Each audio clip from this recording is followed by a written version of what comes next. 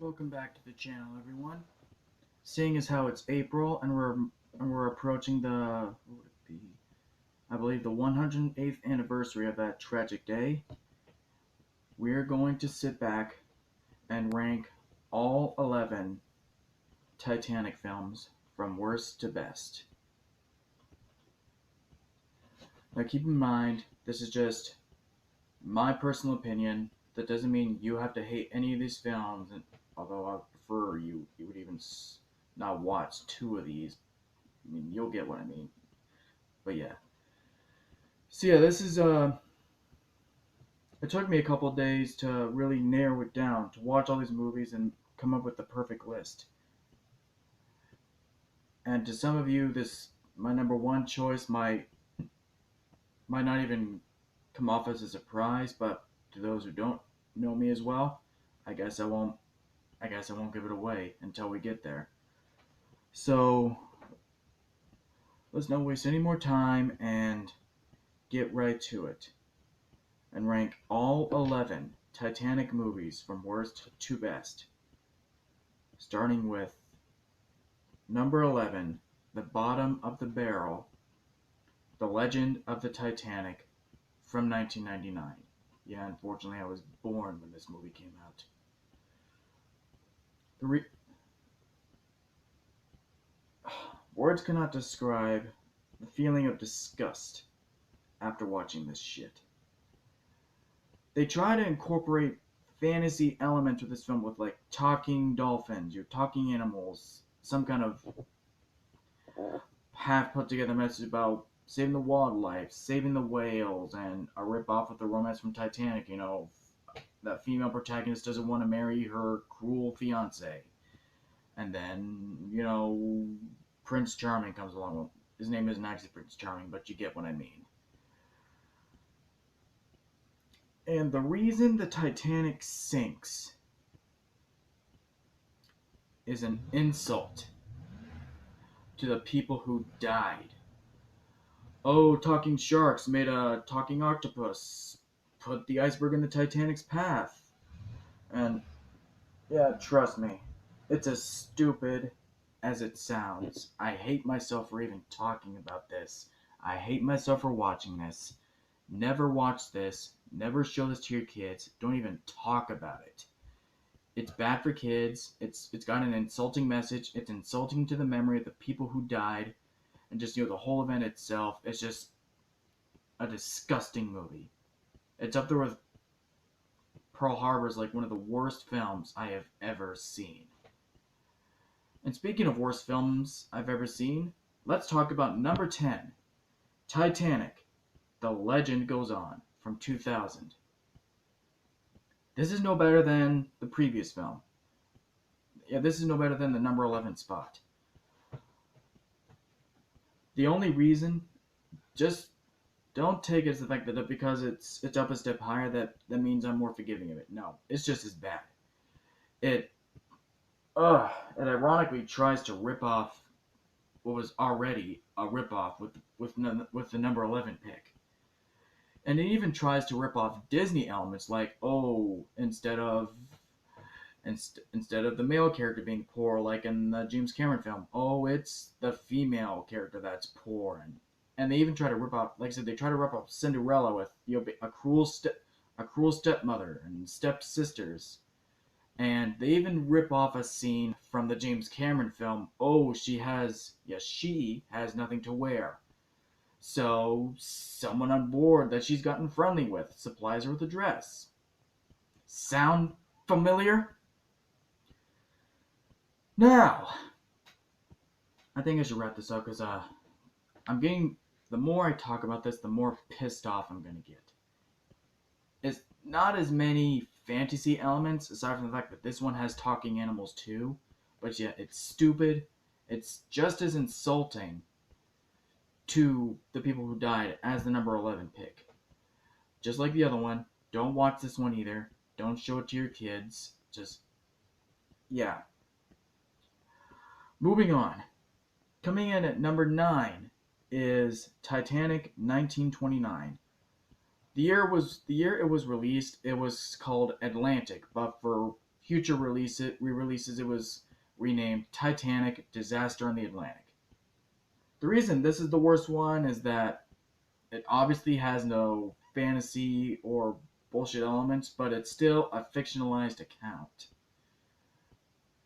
Which, just by that alone, the fact that they chose to do that, it insults the deaths of those 1,500 people. You probably get that. And I guess it doesn't necessarily anger me as much as these other two films do, but it's just I guess a harmlessly lifeless adaptation that just doesn't get why this whole thing was such a tragedy. It's just, and I guess it's not a bad looking movie. I mean, sometimes it's hard to tell what's going on. What with it coming out in the 20s? And that's not something I'm taking away from this movie either, is because I've seen a lot of movies from that day, the 20s, the 30s, and the 40s that look great. Like, I know it didn't come out this movie didn't come out in the 20s, but look at Citizen Kane. Again, I know that didn't come out in the 20s, but look at that movie. It's an older film, but look at how great that movie looks. So even though this doesn't look as good as that, I'm not taking away the quality of this film. I'm not taking that away from it. So, it's a boring, albeit harmless,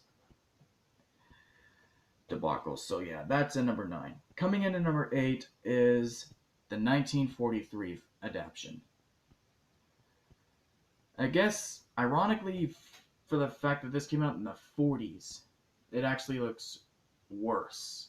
But the reason it's a step higher is that it's not necessarily a fictionalized account, but at the same time, there's not exactly a main focus on like real people, like the real fictional, like historical people. So it has just as much going for it as it does going against it. I kind of like the soundtrack for this. I mean, it's not an Oscar thing, but it's just, I guess that's my biggest positive of it. And it's a German film, so it's in that language and it's got subtitles. That's not something to take away either, because obviously I have nothing against movies in different languages. But yeah, another harmless one. Boring. It's boring too, but I guess it's not a bad movie. It's just not one I watch very much. Like, I watched it the one time, for this video, and I guess that's all I need. Alright. Coming in at number 7 is the 1979 adaptation called SOS Titanic. This is a big step up from the other 4 films. Even though the 1943 film wasn't that bad, this film is really good. It's not one of my favorites, but this is where these movies really start to get faithful.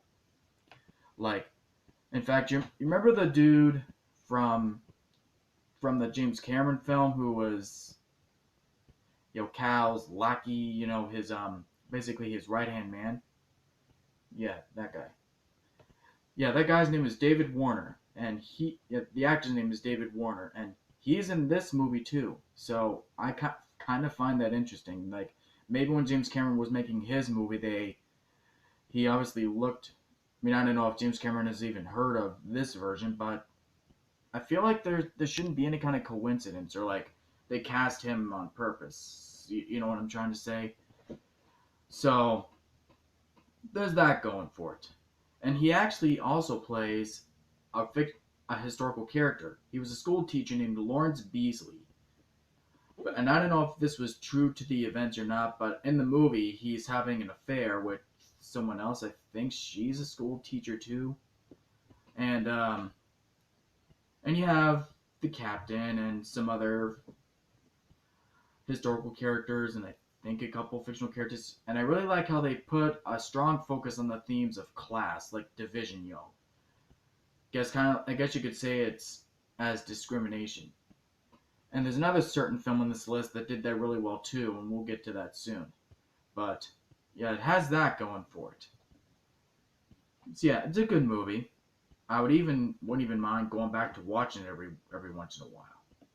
I've only been able to find I think it was the hour and 50-minute cut of the movie, but the full cut is like 2 hours and 25 minutes. I think I'm trying to seek out that version, but I haven't been able to find it. So that's number 7. Coming in at number 6 is the 2012 miniseries. It's 4 parts, about like an hour each if they're on TV. And this one was kind of a confusing film to watch because they go for the angle of the events being told out of order. Like at one point, it'd be the ship already sinking. The ship would already be sinking, and then it would cut to some event sometime before characters were even on the ship, and other times where before they hit the iceberg. Not to say that this kind of format couldn't work for any movie, but it just felt odd with this version. Again, not to say that this format can work for any version. I mean, look at Pulp Fiction. It used that out of order storytelling, and it's a great movie.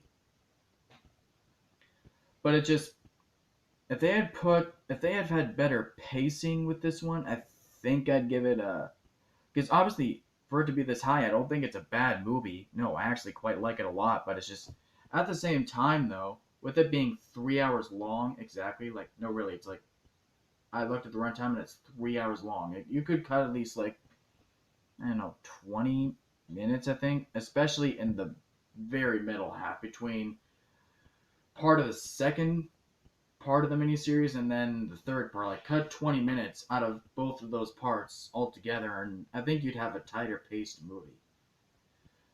And the sinking part, though, is actually one of my least favorite portrayals of it. Not just for entertainment value, but it's just you can hardly tell what's going on at some points. Like sometimes it'd be shaky cam, and it's just CG's really good though. Like the iceberg collision isn't all too bad. The flooding sequences are intense, like rooms would be flooding and all that. So it's got that going for it, I guess. So I guess for me, it'd be like a B movie. Like I would give it a B. So yeah, there's that going for it. And that, I guess that's gonna be part 1. Like I thought this was gonna be like a 2, 3, possibly 4 part video, but I guess one more part, possibly 3, is all I'm gonna need to get the rest of this out there. In part 2, we're gonna talk about my top 5, which within this list I consider these to be the best of the Titanic films. I guess obviously. And again, some of you it may not come as a surprise to some of you what my number 1 is gonna be, but obviously for those who don't know me as well, I won't give it away. So yeah, I'll get part 2 out as soon as I can, and I will see you then. Later.